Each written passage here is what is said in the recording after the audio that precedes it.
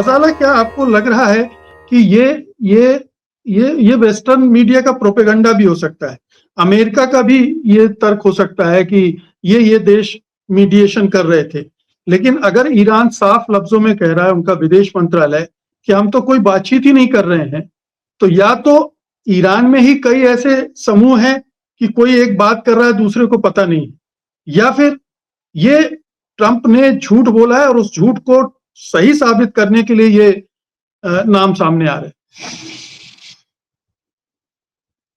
Unmute कर लीजिए। देखिए, मेरे ख्याल से ये अमेरिका की तरफ से, ट्रंप की तरफ से बिल्कुल सफेद झूठ है, झूठ बोला जा रहा है। जो लोग मीडिएट कर सकते हैं या जो लोगों के अंदर जिनका कोई ट्रैक्शन है या जिनकी कोई क्रेडिबिलिटी है ईरान के साथ, जो इसमें मध्यस्थता कर सकते हैं, वो मेरे हिसाब से रूस और चाइना है, जो इसमें बहुत बड़ा रोल प्ले कर रहे हैं इस पूरी लड़ाई में ईरान के की तरफ से। और रूस और चाइना दोनों, चाइना तो खैर इतना नहीं, रूस डायरेक्टली कांटेक्ट में है सारे वेस्टर्न लीडर्स के साथ, खुद ट्रंप के साथ भी पुतिन की बातचीत हो रही है। तो टर्की का जहां तक सवाल है, उसकी क्रेडिबिलिटी ईरान में काफी लो है, क्योंकि टर्की इजराइल को भी ऑयल सप्लाई कर रहा है। पाकिस्तान का अपना डिफेंस एग्रीमेंट है सऊदी के साथ, तो पाकिस्तान की भी क्रेडिबिलिटी बहुत ज्यादा हाई नहीं है। हालांकि उन्होंने पाकिस्तान को अभी तेल दिया है कुछ शर्तों पे। पाकिस्तान ने युआन में खरीदा है, वो चाइना के करीब है। ये सारी चीजों को मद्देनजर रखते हुए उन्होंने पाकिस्तान को ऑयल सप्लाई किया है, मगर खुद पाकिस्तान की क्रेडिबिलिटी भी ईरान बहुत ज्यादा ऊंची नहीं है। और इसलिए बीच बीच में बात आ रही है कि क्या पाकिस्तान भी ईरान पे हमला कर सकता है या नहीं कर सकता है।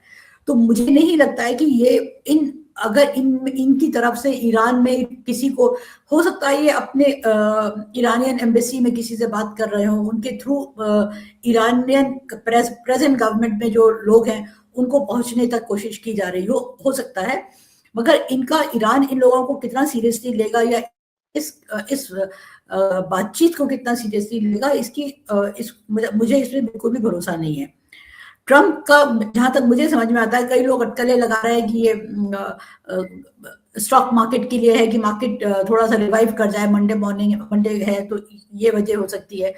मेरे ख्याल से जो वजह मुझे नजर आ रही है, और ये कोई नई बात नहीं होगी, पिछले साल भी हमने यही देखा था, जब ये लड़ाई में ब्रेक की बात करते हैं ट्रंप, एक डेडलाइन देते हैं और फिर डेडलाइन से पहले अटैक कर देते हैं या डेडलाइन के बाद अटैक कर देते हैं, जब इन्होंने ये किया है, वो बेसिकली वो अपने लिए थोड़ा सा वक्त लेते हैं अपनी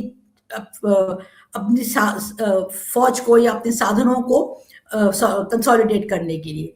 अभी इनका प्रोग्राम है स्ट्रेट ऑफ हॉर्मुज को ब्रीच करने का, वहां पे हमला करने का। और खबरें आ रही हैं कि इनके मरीन्स हैं, इनके जो एम्फीबियस ट्रूप्स हैं, जो पानी और जमीन दोनों पे एक साथ ऑपरेट कर सकते हैं, वो इकट्ठे किए जा रहे हैं स्ट्रेट ऑफ हॉर्मुज पे हमला करने के लिए। मगर वो अभी पूरी तरीके से तैयार नहीं है वहां पे अंदर जाने के लिए।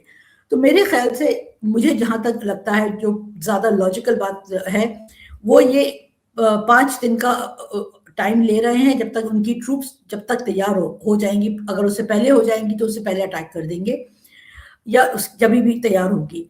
और वो ये चाहते हैं कि अगर ये बात से हालत सुधर जाती है तो अच्छी बात है। अगर इस बात से ईरान के कुछ हमले इजराइल पे रुक जाते हैं तो वो भी एक आइसिंग ऑन द केक हो जाएगा। या कुछ नहीं है तो एटलीस्ट लोगों को लगेगा कि ट्रंप फिर भी कोशिश कर रहे हैं, उनकी जो बागा का बेस है उनको लगेगा ये फिर भी कोशिश कर रहे हैं बातचीत करने के लिए और लड़ाई को रोकने के लिए।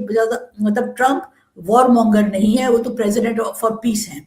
वो अभी इतने सब के बावजूद भी इविल रिजीम के साथ, बदमाशों के साथ, टेररिस्ट के साथ भी बातचीत कर रहे हैं शांति के लिए। तो मेरे ख्याल से इनमें से कोई भी कॉम्बिनेशन परम्यूटेशन हो सकता है, या ये सभी मिलीजुली वजह हो सकती है। मगर ये बात, मैं नहीं इस बात से सहमत हूं कि कुछ तसल्ली बख्श कॉन्वर्सेशन या बातचीत इजराइल ईरान के साथ हो रही है, क्योंकि ईरान ने अपनी कंडीशन, अपनी शर्तें ऑलरेडी डिक्लेयर कर दी हैं। उनको बेर मिनिमम 3 शर्तें उनकी क्या हैं। अब उन शर्तों पे बातचीत इस वक्त ट्रंप नहीं कर सकते हैं, क्योंकि इसराइल उनको करने नहीं दे रहा है। अगर वो इन शर्तों पे बात करने को तैयार होते तो ये बातचीत की पहल रूस की या चीन की तरफ से आ रही होती, जो कि नहीं हुई है। तो मुझे नहीं लगता है इसमें कुछ खास सीरियस बात है।